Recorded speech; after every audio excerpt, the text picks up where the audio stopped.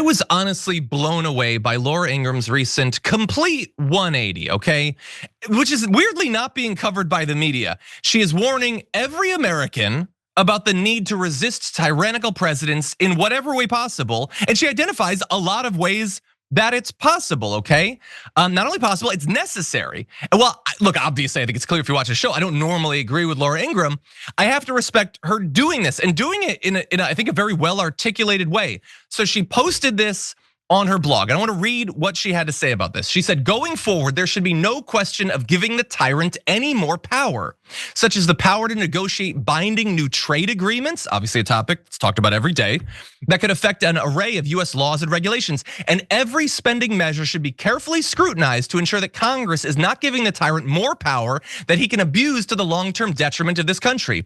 The tyrant's appointees should be subject to close and careful scrutiny, which we've been calling for, obviously, as the history of the last few years proves that they're motivated by partisanship and they cannot be trusted to cooperate voluntarily. Maybe they believe conspiracy theories or whatever. None of this requires impeachment or shutdowns or any other traps that can be used by the president and his supine press to vilify the Republicans. It can and should be done through traditional instruments of congressional authority: the power of the purse, the power to make congressional rules, the power to confirm appointments, and the power of subpoena. So there she lists all the things that are not up to the president. These are Congress's roles, checks and balances. So thank you, Laura Ingraham, for acknowledging those. In short, there should be no more talk of showing that the GOP can govern. It's time to govern and stop yielding more and more power to a man who evidently feels that there are no legal constraints on his authority to rewrite our laws and our Constitution. The founders knew that it was possible for a charismatic would-be dictator, very strong words and description there, to win his way into the White House, and they gave Congress and the states lots of weapons to defend themselves against such a tyrant.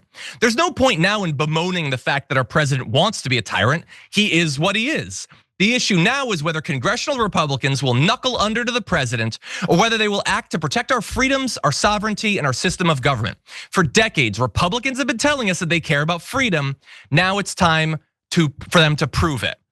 And I mean, that's so strong. It's so strange to me that considering her big audience, and she's one of like the main Fox News people, that more people aren't talking about this. And I really thought about it, and I could only come up with one explanation as to why it's not getting more news coverage. It's because she said all of those things in November 2014 when Barack Obama was president. And when it was very important to her to stop, obviously, the dictator Barack Obama. We all remember how he had to be ousted from power by the military because he refused to accept the results of elections, and he was locking up his political opponents, and he tweeted that he who saves the country violates no law, and he wouldn't acknowledge what the Supreme Court had said. He was obviously a tyrant. She was right, and she was saying there, it's not just him. He's not our government. He can say whatever he wants with all of the supposed ways he violated the Constitution or whatever. It doesn't matter. Congress has power to defy him. They have a responsibility, a duty to defy him. That's what our Constitution says.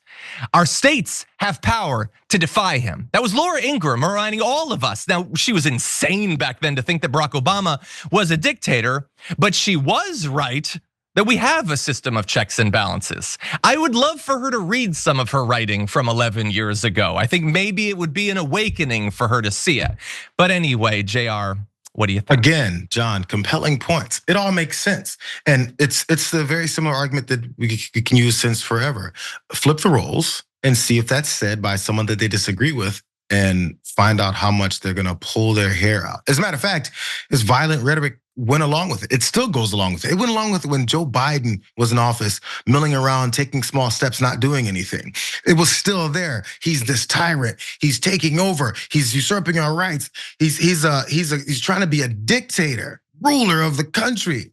And then in the same breath, they'll say that he's sleeping every day. Which one is it? Now, by the way, if Joy Reid, let's give them their most extreme hated example. If Joy Reid had said all that about Donald Trump now, which would obviously be very true, the next thing that I think this crosses the board from some Democrats to conservatives.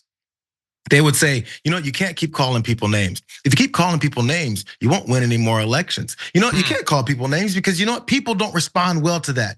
This was said in November, as you said, November of 2014, a couple years before one Donald Trump came down that escalator, took over the entire Republican Party, scared them out of their pants. And then now they're following behind him 2 years later. So it's weird that if someone would say that having all these very over the top, as they would claim it, things to say about someone, that, by the way, we can look at history now, and did Barack Obama become a dictator? Did he take all of our rights away? Did he usurp powers and beat down the Congress and then ignore courts and all that stuff? No, he didn't, but they said he did. Is anyone gonna be held responsible for those lies at the time? And so now that we see it now, they're trying to get people that will call a fascist to stop calling him a fascist, with this empty conclusion that if you do, you're gonna lose another election. It didn't work out for them. They called him all those names. They came with all those over the top. And as we see in reality, false claims about him, and they still won an election a couple years later. So next time they tell you that, give them a couple big middle fingers and continue calling, voicing your reality for what it really is. Because again, the last thing I said right after this election happened was, we were in a debate and a battle before for the nomination for the presidency. Now we're in a constant debate for our reality. Everything that's said to you is a basis for making sure you don't claim what is reality right in front of your faces. And you get people that you normally would agree with tell you, yo, this reality that you're seeing, if you keep calling it out, you're gonna lose. You're gonna lose. They're gonna be so mad. They're gonna be so upset. I don't give an F what Charlie Kirk thinks. Why do I care what Charlie Kirk thinks? Why do I care what the rest of these fascist apologists and friendly fascists think? They're supporting a fascist. And why do I care what Elon Musk says about anyone? Is he listening to you? So why should you listen to him? 100%. Yeah. That's more or less. I love that you're pointing out more lessons that we need to learn. There's a lot of them going around. Like, for instance, like, they were really mean to Barack Obama. You know what he should do? He should run for office for a third term. And I know what you're thinking. The Constitution says that he can't. True, but have you considered that he who saves his country violates no laws? Have you considered that?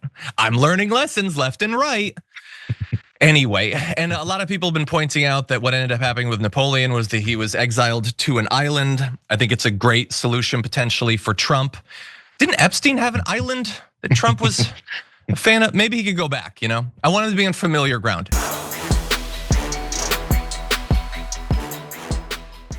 When you click the join button and become a tier 2 member, you get access to all of our weekly top 10 lists. What are you waiting for?